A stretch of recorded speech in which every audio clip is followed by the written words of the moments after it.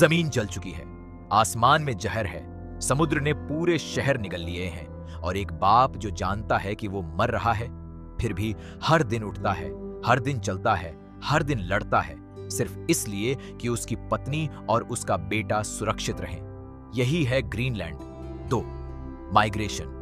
साल 2026 की वो हॉलीवुड डिजास्टर फिल्म जो आपको शुरुआत से आखिर तक सांस नहीं लेने देती और जिसका अंत इतना भारी है कि थिएटर से निकलते वक्त आंखें नम होती हैं। ये सिर्फ एक सर्वाइवल स्टोरी नहीं है, ये एक बाप की आखिरी जर्नी है जो जानता है कि वो इस रास्ते से वापस नहीं आएगा। 5 साल पहले क्लार्क कॉमेट ने धरती से टकराकर इंसानियत को लगभग खत्म कर दिया था।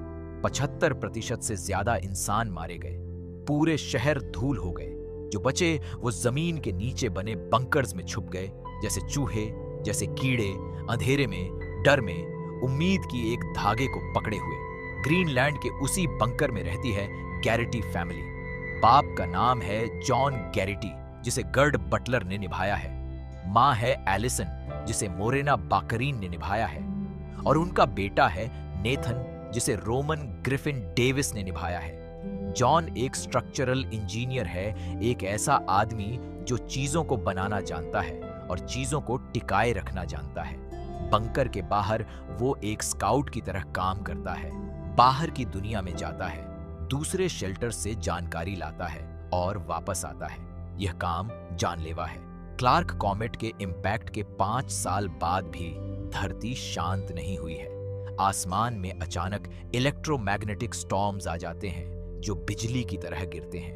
जमीन में रेडियो एक्टिव पार्टिकल्स हैं जो हवा में उड़ते हैं, और कभी-कभी छोटे-छोटे मीटियर क्लस्टर्स आते हैं जो कुछ बचा है उसे भी तोड़ देते हैं।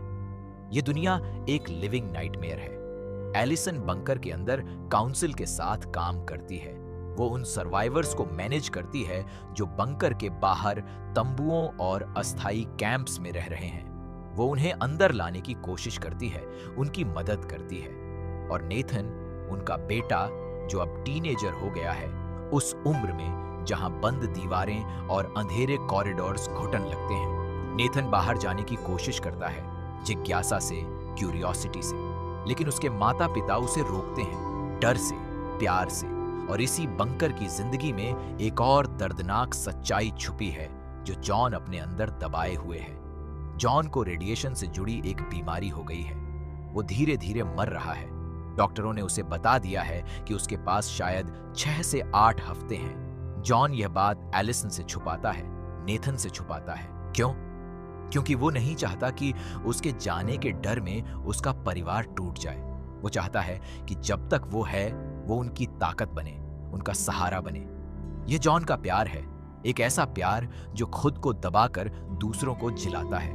बंकर की काउंसिल में एक बड़ा फैसला लिया जाता है। क्लार्क कॉमेट जहां गिरा था वो जगह अब सदर्न फ्रांस में है, जहां कभी गल्फ ऑफ लायन और मेडिटेरेनियन सी हुआ करता था। अब वो समुद्र सूख गया है और उस इंपैक्ट क्रेटर के आसपास की जमीन धीरे धीरे ठीक होने के रिपोर्ट्स आ रहे हैं। लोगों में यह रूमर है कि क्रेटर के पास फर्टाइल फार्मलैंड है, साफ पानी है और आसमान में ऐश और टॉक्सिक स्टॉर्म्स नहीं है।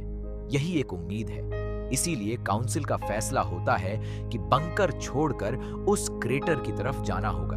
ये जर्नी आसान नहीं है। रास्ते में वॉर जोन्स हैं, मरॉडर्स हैं जो दूसरे सर्वाइवर्स को लूटते हैं और हर कदम पर प्रकृति की मार है। लेकिन यह फैसला अचानक और मजबूरी में लेना पड़ता है। एक विशाल अर्थक्वेक आती है।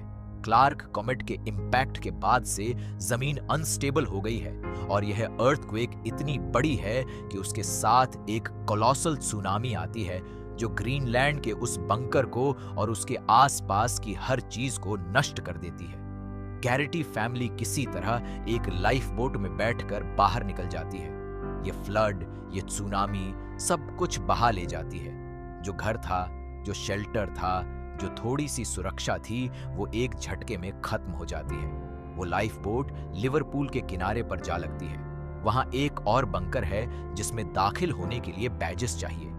गैरिटी फैमिली को एंट्री मिलती है, लेकिन एक साथी को बैज नहीं मिला और जब उसने जबरदस्ती घुसने की कोशिश की तो उसे गोली मार दी गई। यह सीन बहुत कुछ कहता है कि इस पोस्ट एपोक्लिप्टिक दुनिया में इंसान कितना क्रूर हो गया है। जब खाना कम हो, जगह कम हो, तो हम एक दूसरे के लिए कितने दयालु रह सकते हैं। इस केओस में गैरिटी फैमिली एक नाइजीरियन ड्राइवर ओबी के साथ निकल जाती है और साथ में आती है डॉक्टर अमीना, जिसे एम्बर रोज रेवा ने निभाया है।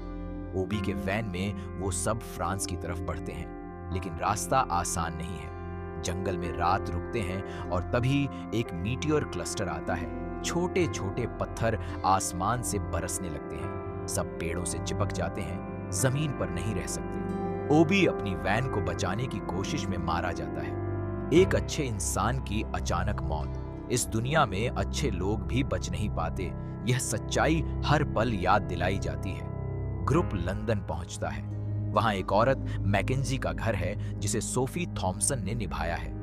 मैकेंजी उन्हें शेल्टर देती है, खाना देती है और यहीं एलिसन को जॉन की बीमारी का पता चलता है।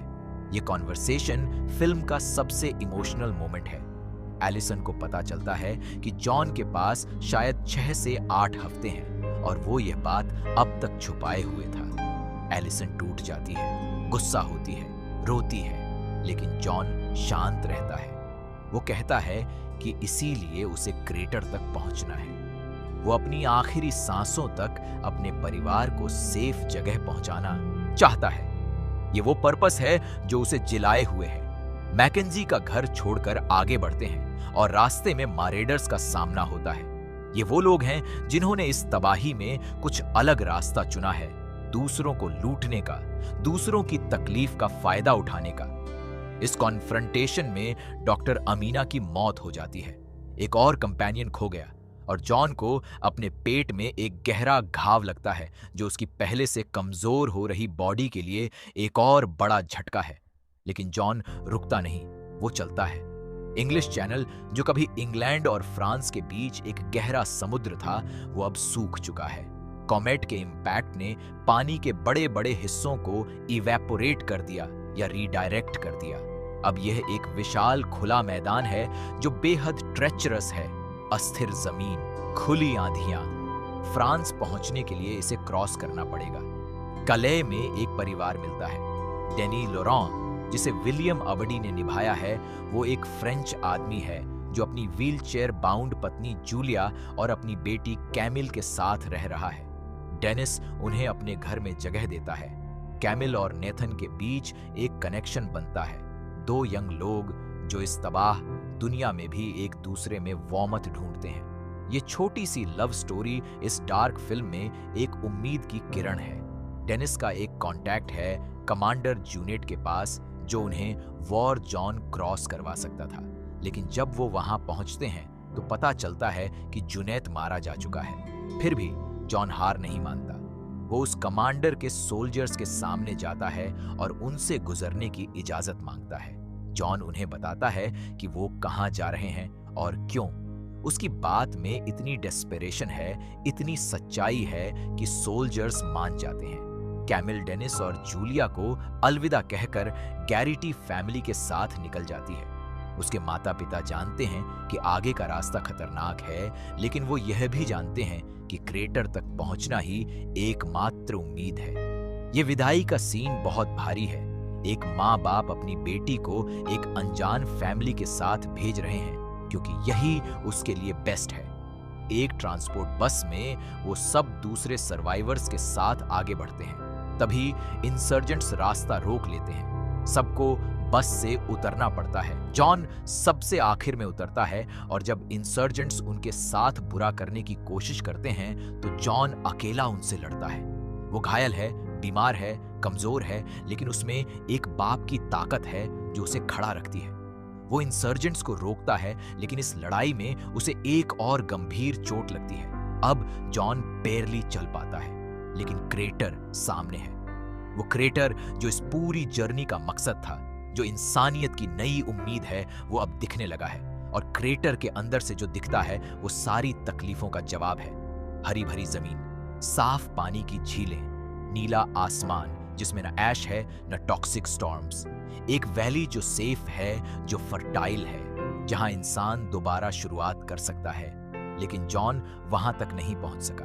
क्रेटर के किनारे पर उस हरियाली को देखते हुए जॉन गिर जाता है।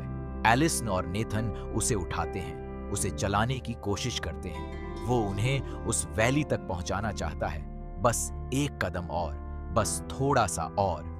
लेकिन शरीर ने जवाब दे दिया। जॉन के आखिरी पल में उसने एलिसन की आंखों में देखा, नेथन के हाथ को थामा। उसके चेहरे पर कोई अफसोस नहीं था, एक शांति थी, एक सेटिस्फैक्शन था। उसने अपना काम कर दिया था। उसने अपने परिवार को वहां तक पहुंचा दिया जहां उनकी जिंदगी नई शुरुआत कर सकती है। जॉन चला गया उस वैली के दरवाजे पर, उस नई दुनिया की दहलीज पर। एलिसन, नेथन और कैमिल उस वैली में उतरते हैं। वो फर्टाइल जमीन पर पहला कदम रखते हैं, साफ हवा में सांस लेते हैं और एक ऐसी दुनिया को देखते हैं जो दोबारा जी रही है। बाहर की दुनिया जहां तबाही थी, टॉक्सिक स्टॉर्म्स थे, रेडियो एक्टिव फॉलआउट था, वो सब अब दूर है। यहां एक नई सिविलाइजेशन शुरू होगी, लेकिन यह नई शुरुआत एक बाप की कुर्बानी पर खड़ी है। ग्रीनलैंड 2। माइग्रेशन एक ऐसी फिल्म है जो आपको एक्शन और डिजास्टर के साथ साथ एक डीपली ह्यूमन स्टोरी देती है। जॉन गैरिटी का किरदार जेरार्ड बटलर ने इतने जेन्युइन तरीके से जिया है कि आप उसे एक फिक्शनल हीरो नहीं बल्कि एक रियल इंसान की तरह महसूस करते हैं। एक ऐसा इंसान जो जानता है कि वो जीतेगा नहीं, लेकिन फिर भी लड़ता है, सिर्फ इसलिए कि उसके पीछे उसकी फैमिली है। फिल्म का एंडिंग बिटर स्वीट है। एक तरफ विक्ट्री है, दूसरी तरफ लॉस है, और यही कॉम्बिनेशन इसे एक ऑर्डिनरी डिजास्टर मूवी से अलग बनाता है। अगर आपने ये फिल्म देखी है तो कमेंट में बताइए कि जॉन के आखिरी सीन ने आपको कैसा फील कराया। इस वीडियो को लाइक कीजिए, हमारे चैनल को सब्सक्राइब कीजिए और नोटिफिकेशन बेल दबाइए ताकि ऐसी ही दिल को हिला देने वाली कहानियां आप तक पहुंचती रहें।